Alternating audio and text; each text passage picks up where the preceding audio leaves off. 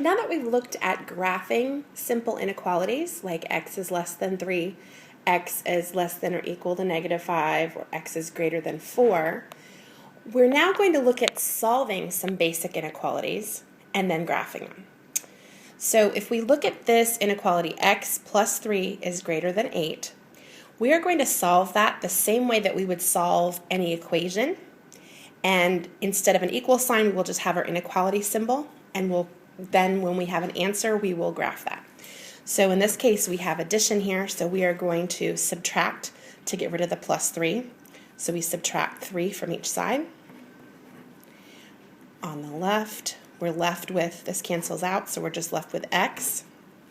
We bring down the symbol, which is the greater than symbol, and then on the right-hand side, 8 minus 3 equals 5, and so x is greater than 5.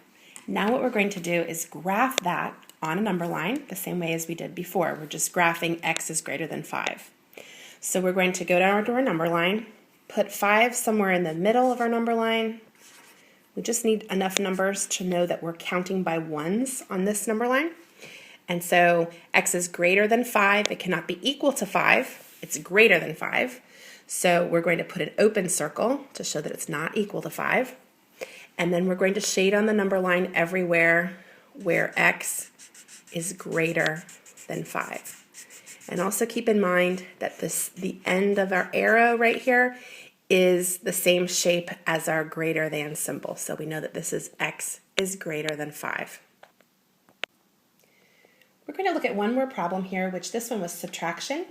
X minus 2 is less than or equal to 5.